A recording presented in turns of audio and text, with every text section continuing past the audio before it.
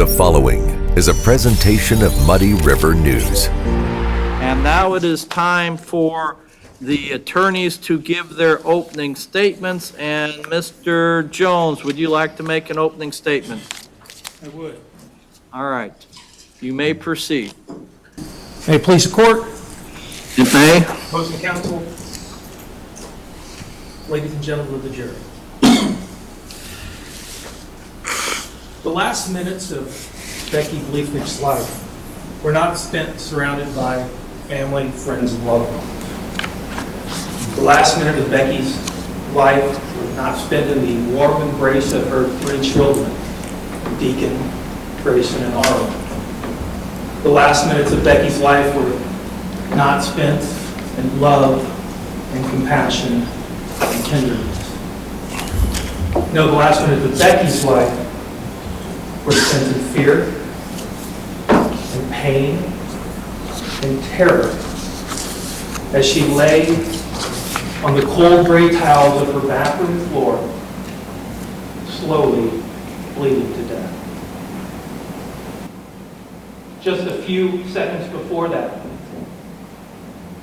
Becky heard the upstairs bedroom window crash. She didn't know that at that exact moment someone was prying in that window, prying it open with a crowbar. All she knew was that she was home alone. No one else was supposed to be in the house. Her three boys were supposed to be at their father's house, less than a mile away. She ran into her bedroom. She slammed her bedroom door shut. She frantically tried to dial a number on her phone. But that bedroom door was forced open. It was broken open. The door frame was broken, and the phone fell out of her hand. The last number that she frantically tried to dial, 91126. The door forced open. She ran away. She ran into her bathroom, and she turned around, and she heard a shot. And she fell to the ground. She fell on her back, and she looked up into the eyes of her murderer. She looked up into eyes that she had looked into before, into eyes that had promised her once, till death do us part. She looked into the eyes of her murderer, her husband, the defendant. And the defendant looked down at Becky, and he pointed a gun at her, and he pulled the trigger. Not once, not twice, not 3 times, but 14 times, riddling her body with bullets. And then he ran away. He fled, leaving Becky lying there on the floor to die alone. They say when you confront your death, your life flashes in front of your eyes. We will never know what was going through Becky's mind as she lay there alone, slowly bleeding to death. Her heartbeat slowing, her breath fading, her life and her blood draining away. But what we do know is that this tragic and violent end began on January 21st, 2021, when the defendant, her husband, filed for divorce. The divorce was contentious, to say the least. In fact, at one point, the defendant described it as brutal. They didn't agree on anything. They didn't agree on custody of their children, parenting time. They didn't agree on child support. They didn't agree on how much maintenance, spousal support, the defendant should pay to Becky. They didn't agree on the assets from the marriage. Becky thought the defendant was hiding money. They didn't agree about the defendant's father. Becky didn't want their 3 children to be around the defendant's father unsupervised. And in fact, he hadn't been for 2 years. They didn't agree on that either, though. In a letter sent by the defendant's attorney on January 3rd, 2023, the defendant said he wanted the kids 60% of the time, that he wouldn't pay any child support, that he would only pay $750 a month in maintenance, and that he would get the marital home, the house that Becky and her 3 boys had been living in since the defendant moved out and filed for divorce 2 years prior. Becky had purchased a CZ 75 9mm handgun during the course of the marriage. She wanted that gun back. She told her attorney she wanted that gun back because she was scared. She told her attorney she wanted that gun back for protection. She told her attorney she wanted that gun back for protection from the defendant. They didn't agree about that either. Becky told her family that she was scared of the defendant, scared of what he might do to her. She sent a text to her sister, a text that you will see, a text message from September 4th, 2021, 18 months before she was murdered. That text message said the following: if something ever happens to me, please make sure that the #1 person of interest is Tim, as that is who would do something to me. I'm putting this in writing that I'm fearful he will somehow harm me, come after me, or will try to do something to me that takes me away from the kids, or the kids away from me. He's already lied multiple times to paint himself as a victim and me as the perpetrator, when it is absolutely the other way around. No, I have not sent this to Mom or Dad, because I don't want them to be out of their mind with worry. In May of 2021, she told another friend that the only way the defendant had to make sure that their 3 boys chose him over her was to eliminate her as a choice. You'll hear from other friends who will tell you that Becky said the same thing or similar things to them, that she told them that if anything ever happened to her, it was the defendant that did it, that the defendant told her she wasn't going to get away with his money, and that the defendant told her he was tired of playing her stupid little games. In March of 2022, less than a year before her body was found shot 14 times, laying on that bathroom floor, she told a friend that the defendant wanted her to suffer, that he cared more about hurting me than anything else, and that she would never trust him to let him in the house if it was just us. Becky told her friend in that same conversation, less than a year before her body was found shot 14 times, laying on that bathroom floor, that she was super nervous for when this ends, and that if the defendant didn't get his way, he might literally lose his mind. Well, the end of the divorce was finally in sight for Becky in February of 2023. The final hearings were scheduled to start on March 2nd, 2023. She was going to testify about the children, about the defendant's father. She had witnesses lined up and subpoenaed and to testify about that thing. She was going to testify about the assets. She was going to testify about the marital home. Her day in court was coming. The end was in sight. The hearings were scheduled. A judge was going to make a decision. But Becky never got to testify. She never got to have her witnesses called. She never got to have her day in court. Because on February 23rd, 2023, the defendant murdered her. Now, we'll never know exactly what was going through the defendant's mind after he fired those 14 bullets into Becky's body as she lay on that floor. We'll never know what was going through his mind as he ran away from the scene. But what we do know is that when he fled, when he ran away, he had not committed the perfect crime. He made mistakes. Mistakes that ultimately led to his arrest. Mistakes that ultimately led to us sitting here May 23rd, 2023, 3 months to the day from Becky's murder. Mistake number 1. All around Becky's body were small pieces of plastic. Pieces of a plastic bag. Pieces of a plastic Aldi bag that the defendant had used to wrap around the gun to try to make a homemade silencer and to collect the shells that are ejected from the fire. But that bag didn't work. In fact, mistake number 2, all around Becky's body were 8 shell casings. And mistake number 3, when the defendant had climbed up to that second-story bedroom window and pried it open with a crowbar, he left tool marks on that window. And less than a week later, when the police were able to obtain a search warrant for the defendant's home, they found multiple Aldi bags that were consistent with the pieces that were found all around Becky's body. And on those small pieces of plastic, there was DNA. And the defendant's DNA couldn't be excluded from that DNA. In fact, it's 8 times more likely that it's the defendant's DNA than 2 unrelated individuals. And in the basement of the defendant's home, they found a crowbar. And that crowbar couldn't be eliminated from making the tool marks that were found on that bedroom window. And in fact, that crowbar has microscopic details.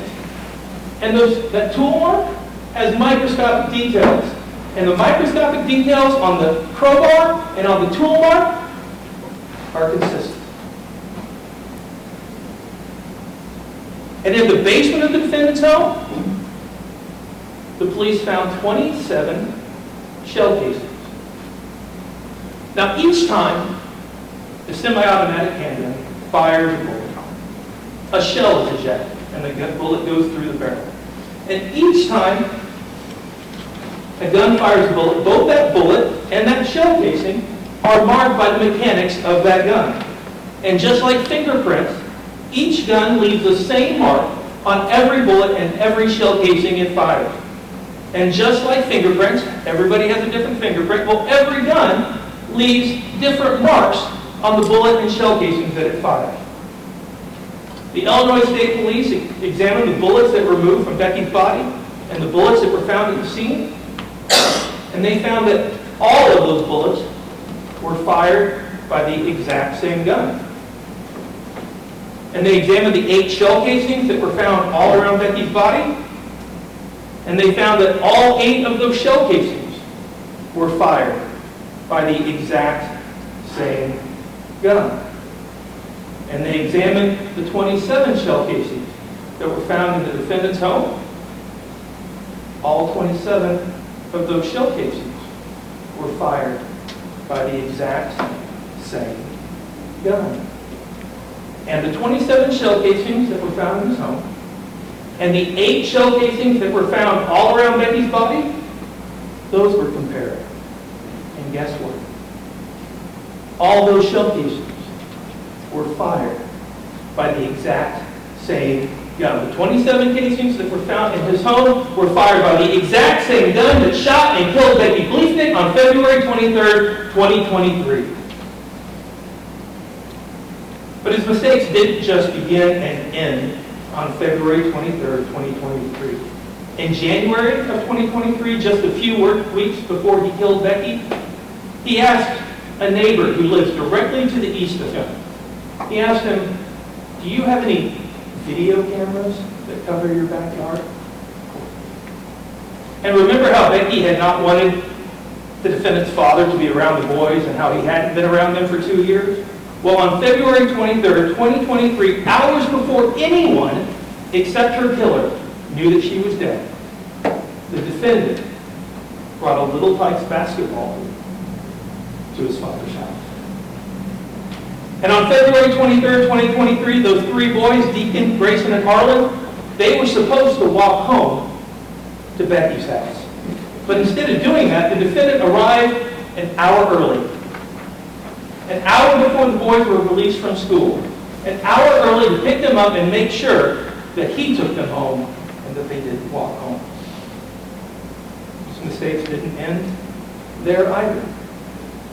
The police collected and analyzed the defendant's computer, his phone, and his Whoop fitness armband. He had a Whoop fitness armband that he wore. And when the police searched the defendant's phone, they found things that he had searched for on the internet. And while we don't know the exact dates and times of these searches, we do know that the defendant's phone shows searches for the following: how to open open my door? Your Honor, may we approach? You may.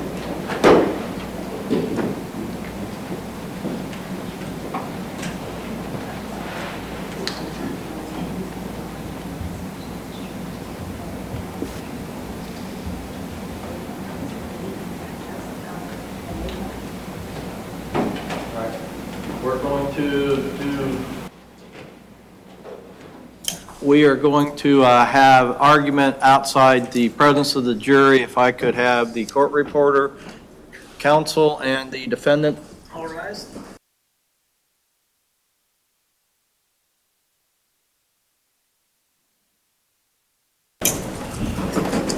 Right.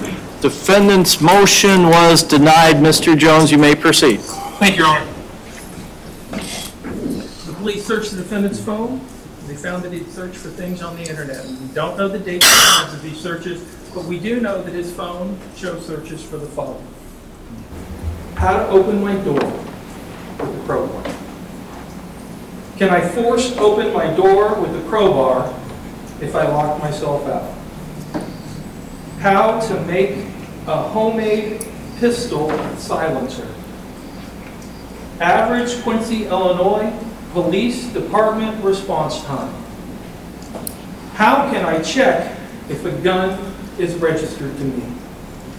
Does my whoop record the exact times I wear it? How to clean gunpowder off your hands.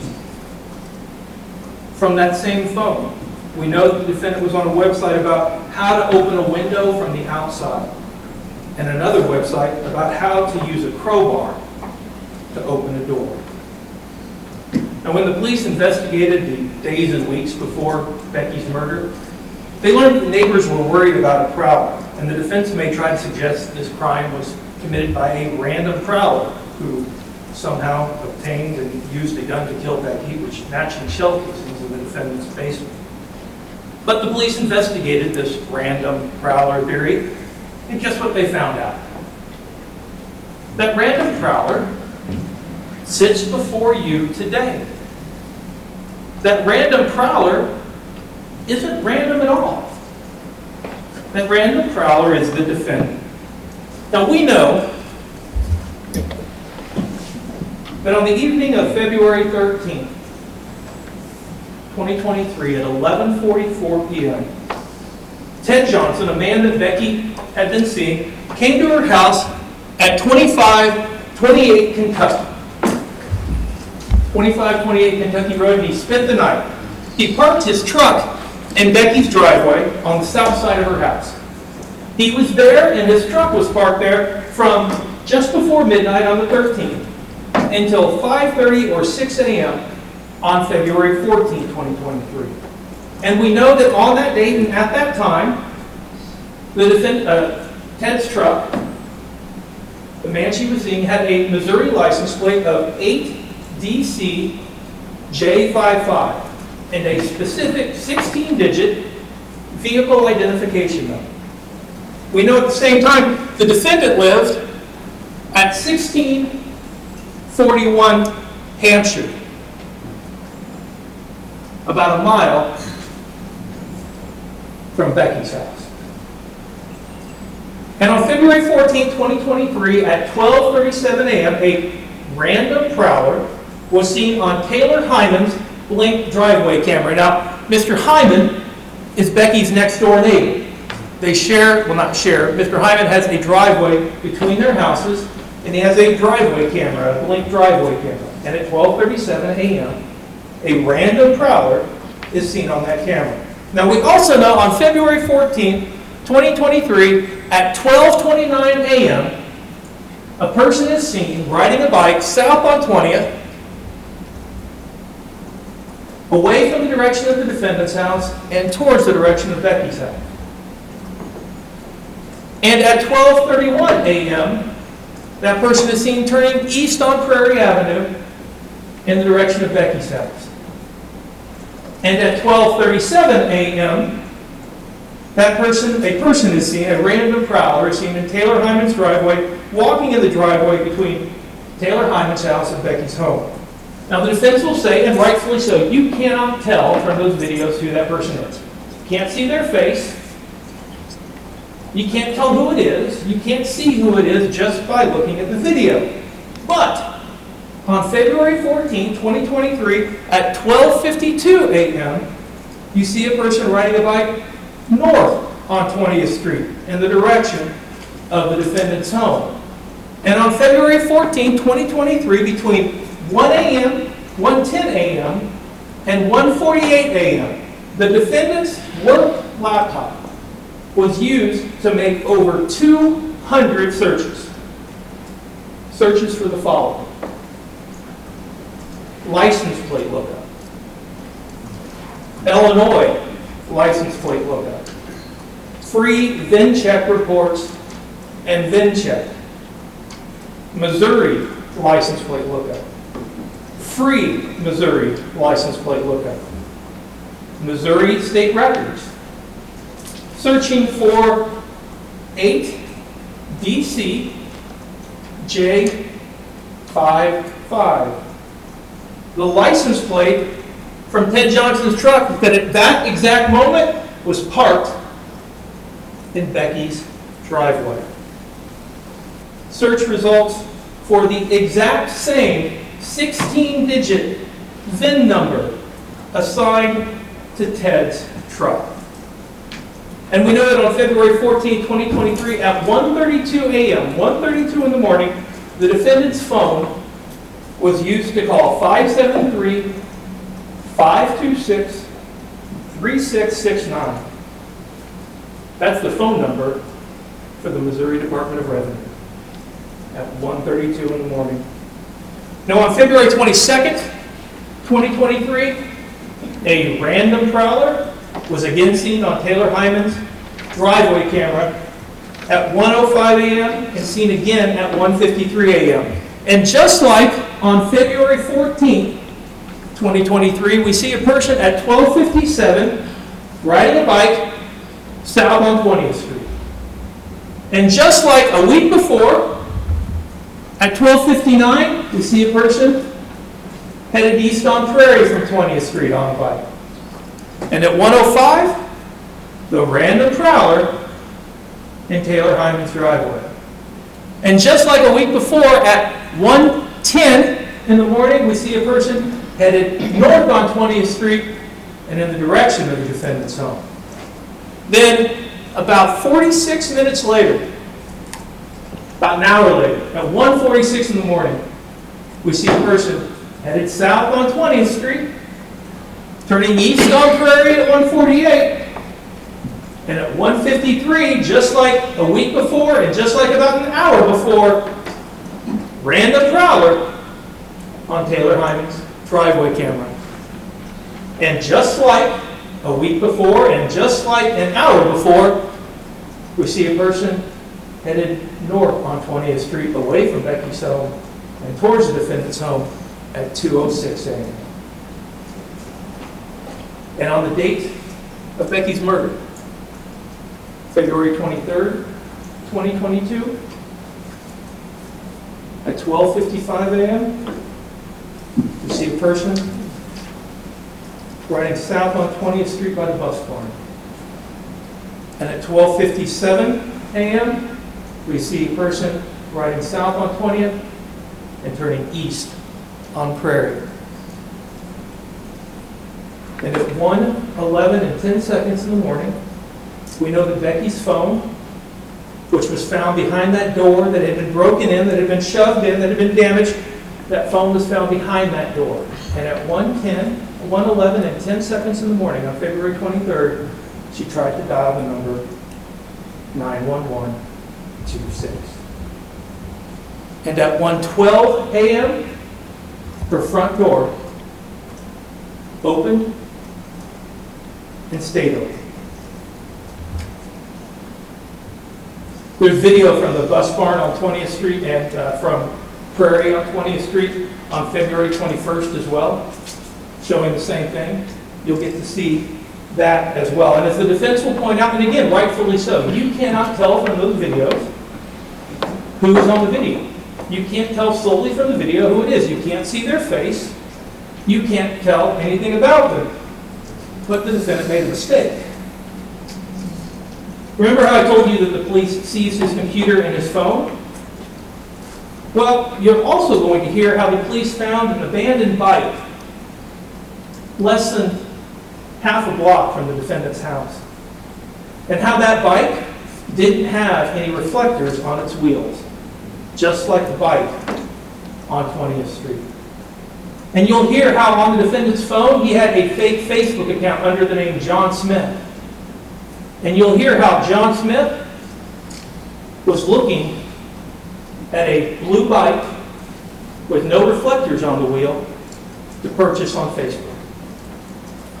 And you'll hear that on February 14th, between 2 p.m. and 1:10 a.m., when his computer started searching for Ted Johnson's phone number, license plate number, over 200 times, well, there was no computer activity on his computer at all between 2 p.m. and 1:10 a.m., and his phone wasn't being used. And on the 21st, when we see this person on 20th Street and turning east on Prairie, the defendant's computer, no activity, and his phone is locked. It isn't being used. And on February 22nd, 2023, when we see this mysterious person on the bike and the random prowler in Taylor Hyman's driveway, no activity on the defendant's computer, and his phone is locked. It isn't being used. And on February 23rd, the day of Becky's murder, at 12:55, the defendant's phone is locked, isn't being used, and there's no activity on his computer. And at 12:57, computer isn't being used, no activity, and his phone is locked and isn't being used. And at 1:11 a.m., when Becky is frantically trying to dial 911 on her phone, the defendant's phone is locked and isn't being used, and there's no activity on his computer. And at 1:16 a.m., and that person's riding their bike away from Becky's home, where there sits at that exact moment 8 shell casings around her then dying body. And they're riding towards the defendant's home, where there were 27 shell casings that exactly match those other 8 shell casings. The defendant's phone is locked, it isn't being used, and there's no activity on his computer.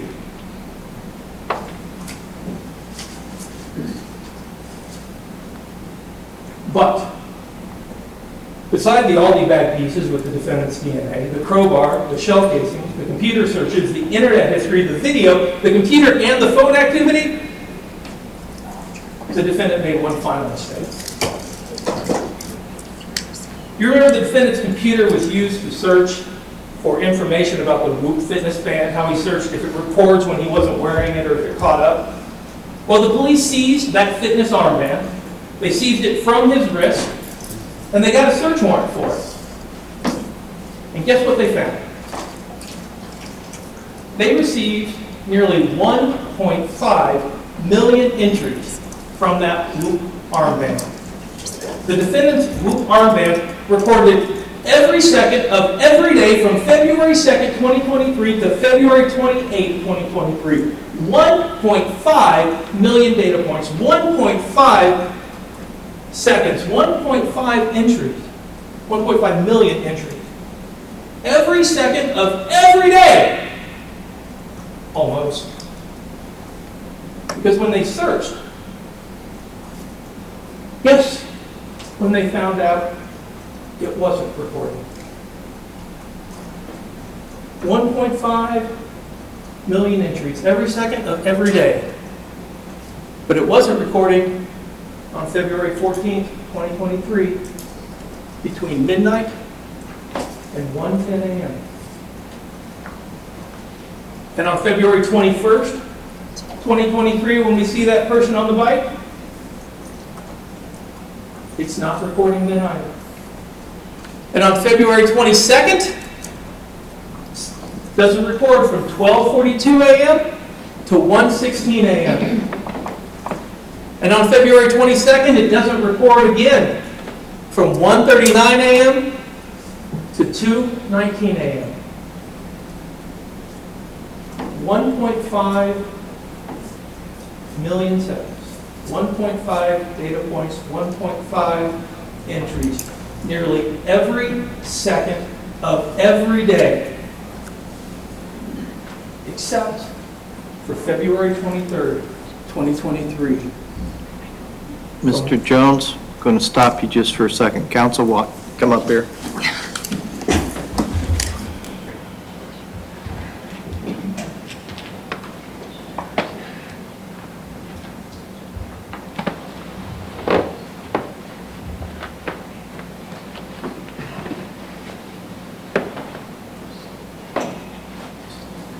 Sorry to interrupt, Mr. Jones. You may proceed. Every second of every day, except for February 23rd, 2023, from 12:36 a.m. to 2:01 a.m. That whoop armband recorded every second of every day, but not the seconds when the defendant rode a bike down 20th Street. Every second of every day, but not the seconds when he climbed up to that second-story bedroom window and pried it open with a crowbar, just like he read on the internet.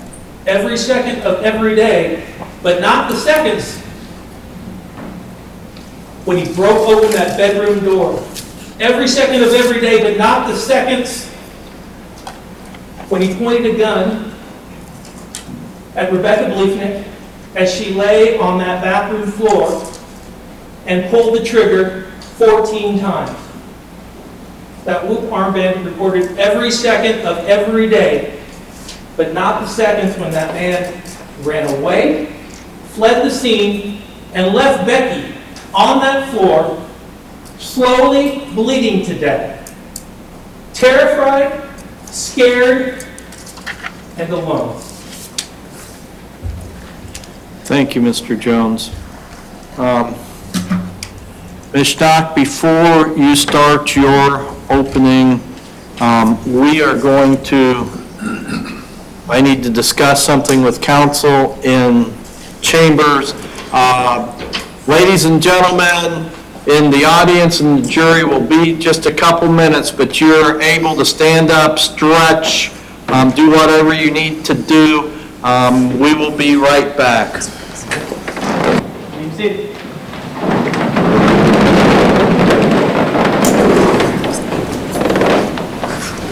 We are back on the record and ready for the defendant's opening statement, and Ms. Schnack, you may be heard. May it please the court, counsel, ladies and gentlemen, good morning.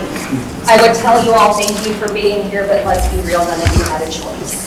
That was a good story that Mr. Jones just told you, and that's exactly what an opening statement is. It's a story. It's not evidence. The evidence is going to come from that chair right there through witness testimony and through exhibits. Just because Mr. Jones just said it in his opening statement, just because I make it or say it in my opening statement doesn't necessarily make it true. It doesn't make it evidence that you should consider in making your verdict. That's going to come from that chair right there. Now, the cool thing about being a juror in this matter is that you get to determine what you believe. You get to determine who you believe, who's credible, what's believable, what weight to put on the evidence. You get to determine what the evidence proves and what the evidence doesn't prove. You are the ones that make those decisions, nobody else does. Now, yesterday we went through several different propositions of law. And we asked you all about those different propositions of law, and your answers to those questions are one of the reasons why you are all sitting here today. And one of those propositions of law is that the burden of proof in this matter is on the people. It is on the state. It's not on me, and it's not on Tim. And the burden of proof is proof beyond a reasonable doubt. Reasonable doubt is not based on speculation. It's not based on conjecture. It's not based on lay opinion. It's not based on getting divorced. It's not based on having bad feelings towards your spouse. It's not based on inconclusive lab results. That's not reasonable doubt. And this case is dripping with reasonable doubt, and I want to talk to you all about that right now. The state's theory in this matter is that Tim left his 5-year-old, his 10-year-old, and his 12-year-old home alone in the middle of the night. He rode a bike from 16th in Hampshire to 24th in Kentucky Road. He shimmied up the side of his house and broke in using his crowbar. He walked in through the window, left a footprint on the floor, kicked down Becky's door and shot her 14 times, and then rode that bike back home. That's essentially what the state is wanting you to believe happened in this matter. But let's talk a little bit more about what the evidence actually is and what it shows and what it will not show. I want to talk about the bike. The bike was found somewhere around 18th Street abandoned. The state believes that that was the bike that was used in the commission of this crime. They believed in it so much that they took the handlebars off of that bike and they sent it to the Illinois State Crime Lab. And the reason that they did that was so that they could try to find DNA, fingerprints, something to link that bike to Tim. You will hear from the lab experts that did the testing on that bike, and you will not hear any evidence that there's any trace of his DNA or his fingerprints on that bike. You will also hear and you will see a lot of surveillance video. And you'll hear about the lengths that Quincy Police Department went to find viable, useful surveillance video in this matter in hopes that they could find the perpetrator of this crime somewhere between his house and her house. Now, they did find some video of somebody going somewhere, but that's all the video shows. You don't know if this is a man or a woman. You don't know if they're young or they're old. We don't know what race they are. We don't know how tall they are. We don't know how much they weigh. We don't know what colors they were wearing. We don't know where they were coming from. We don't know where we were going. Heck, we don't even know if this is the same person on each of these videos that you are going to see. The person on these videos is not identifiable by any characteristics whatsoever. And what I assert to you is that in order for you to believe beyond a reasonable doubt that Tim killed his wife, as the state has said, then you are going to have to be convinced beyond a reasonable doubt that that is Tim on that bike. Now, you are the ones that are going to ultimately make that decision. But what I am telling you right now, what the state told you in their opening statement, and they've admitted it, you cannot tell who was on that bike, let alone with any degree of certainty say that it was Tim. Shimmied up the side of the house, used a crowbar to open the window. Now, during the course of the investigation, Quincy Police Department took a multi-tool and a crowbar from Tim's possession. I'll give them that. He did have that. I think during one of the searches, he actually told the police where the multi-tool was. But they were so certain that this crowbar was used in the commission of the crime, and so certain that this multi-tool was used in the commission of the crime, that they sent it to the crime lab for further testing to try to identify the tool marks and match the tool to the marks, because arguably, the tool that left the marks is the tool that was used to open the window. They tested the multi-tool. The multi-tool was excluded completely being used in the commission of this crime. They tested the crowbar. The crowbar is inconclusive, folks. They cannot say with any reasonable degree of certainty or scientific certainty that that crowbar opened that window. If that isn't enough reasonable doubt for you, I'll keep going. The state's further theory is that the perpetrator of this crime broke open the window, stepped down onto a side table, and then left a footprint on the carpet. They were so certain about this footprint that they cut it out of the carpet and they sent it to the crime lab. They took no less than 6 pairs of Tim's shoes during the execution of their search warrants. presumably thinking that if Tim did this, certainly whoever left that footprint did the crime. You link the footprint to Tim, case closed, job done. Well, you will hear about the testing that was done on that footprint, and you will hear that none of the shoes that were taken from Tim or anybody else in this matter can be linked to making that footprint. So we cannot say, the state cannot say, the crime lab cannot say with any reasonable degree of certainty that that footprint was made by Tim or any of Tim's shoes. Now I suspect that you will also hear about one other individual who QPD took a picture of his shoe. I don't expect that you will hear any evidence that that person's shoe was ever analyzed. But that's for another day. Mr. Jones also talked about the Aldi bags that were found at the crime scene. Now, during the course of the investigation, nearly 800 tons of garbage was gone through. Ponds were searched, waste lagoons were searched, trailer parks were searched, wooded areas were searched. Nothing was found that could link those Aldi bags to Tim. They were so certain that those pieces of plastic were so important that they also sent those pieces of plastic to the state crime lab, and they cannot match the pieces of plastic that were found at the crime scene to the Aldi bags that were found at Tim's house.